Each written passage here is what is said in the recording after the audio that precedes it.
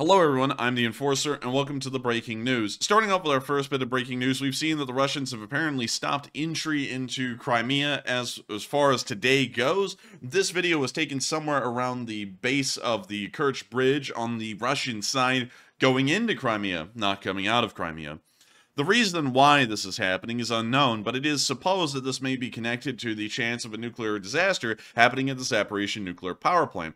Just yesterday, news came out that Rosatom officials had left the power plant days ago, which is the Russian company that is now running the Zaporizhzhia nuclear power plant, and the Ukrainian employees that signed contracts with Rosatom have been told to evacuate the area by the 5th of July. And so it appears that the Russians are preparing for some kind of a nuclear disaster, a possible nuclear disaster before the 5th of July. And it now appears that they may be stopping entry into Crimea, and these may be linked, possibly.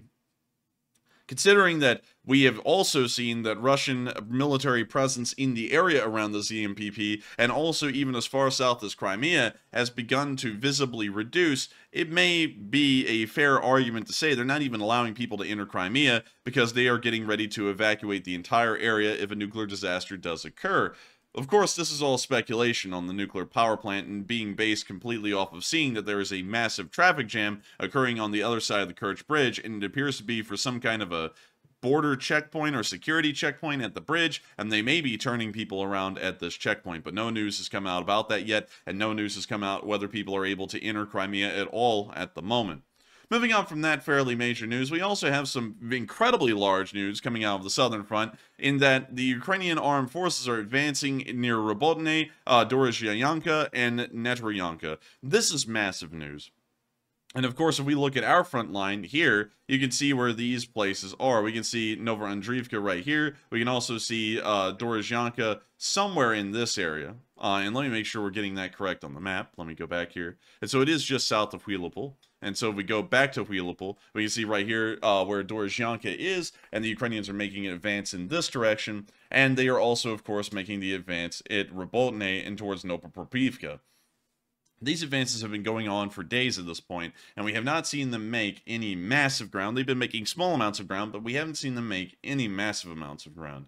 And now we're getting news that all three axes are starting to make some considerable advances. Going off of that and seeing that Dorozhyanka is on one of the major highways leading down to Polohe and then further on to Tokmak, it appears that the Ukrainians are now going to be capturing two of the three major highways that lead to the city of Tokmak. And from there, Tokmak is the gateway to Melitopol, which appears to be the end goal of this current offensive operation.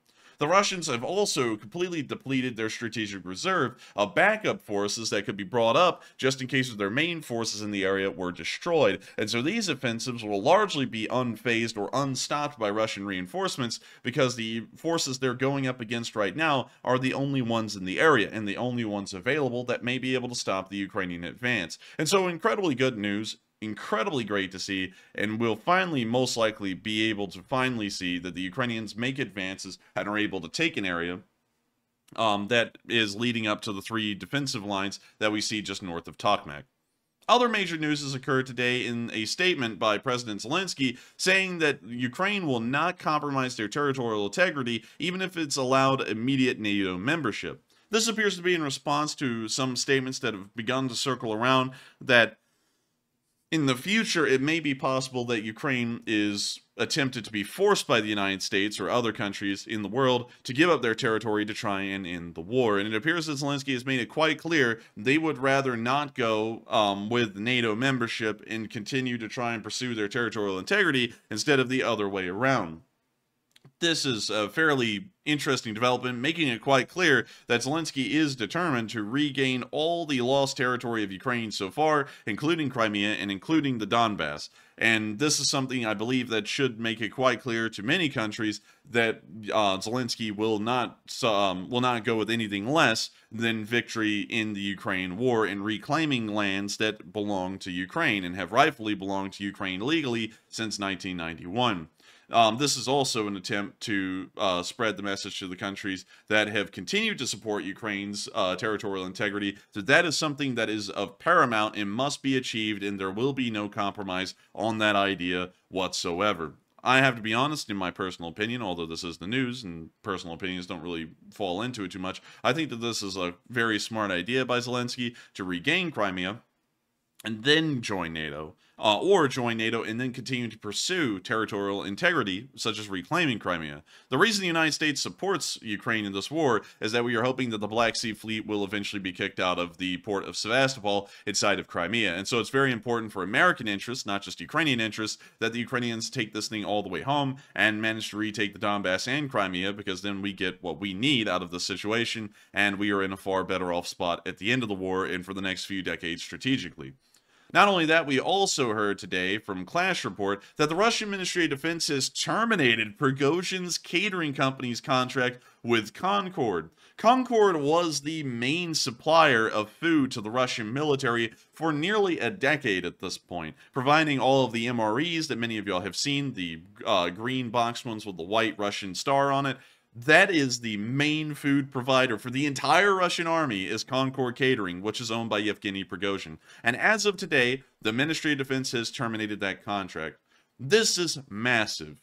And this puts a nail in the head to the idea that Prigozhin is secretly trying to move Wagner somewhere else and then possibly use them there, because he is cutting off Yevgeny Prigozhin's only stream of income at this point through Concord. Without Concord's Russian military contract, Concord makes hardly as much as it really would with that contract. And in turn, Prigozhin makes almost nothing. And with Prigozhin making almost nothing, the Wagner, which would have to be funded by his personal funds at this point, would largely be without any funding. Prigozhin does not have that much money to keep a PMC running. It cost $1 billion for the Wagner to operate in Ukraine for 1 year, according to the Russian Ministry of Defense, and Yevgeny Prigozhin's entire net worth is only $1 billion. So the Wagner could probably operate for about 8 months flat out before the funds just dried up. And now with Concord having its contract eliminated, it is certain that Yevgeny Prigozhin is on the down and out. The Wagner is on the down and out. There's going to be no actual funding for these people. There's going to be no way for them to make any money to keep this thing going, and so Wagner is done for. There just is nothing else that can be done for Wagner. There's nothing else that can be done for Prigozhin, and this will be the beginning of Prigozhin and the Wagner fading into obscurity due to a lack of funds. And so, huge news, crazy, insane news. And not only that, we've now heard that the CIA director William Burns, had taken a trip to Ukraine and had heard out the Ukraine's overall strategy for the war, or as they're calling it in the Washington Post, the war's endgame. And it appears that Ukraine is going with the endgame that many people have assumed. They're planning on trying to take the city of Melitopol here in the south, and by that they'll be splitting the Russian forces in two and threatening Crimea itself. And from there, they're planning on negotiating with the Russian government for them to give back all of their territory, or something along those lines. That's at least what the CIA director heard when he traveled to Ukraine. And it appears that they talked about some other stuff, although that stuff wasn't really talked about much, and it appears to be confidential in some way, shape, or form. Still, very interesting development with the CIA director making a very quiet visit to Ukraine. This actually occurred before the Russian coup, and we are only getting news of this meeting with the CIA director today. So a fairly interesting development, and it suggests that there was more talked about behind the scenes that we are not getting access to at this moment. But nonetheless, that is all of the major topics of today's news, and I thank you all so much once again for watching. If y'all did enjoy, please make sure to support us on Patreon and help us to keep this thing going, and also make sure to like, comment, and subscribe, as you'll be notified of when these videos run, which is 7 days a week, and you'll also be notified as to when our live streams run, which is also 6 days a week at 10 p.m. Eastern Time every single night except for Monday. And so with that, thank you so much everyone for watching, and I will see you all in the next one.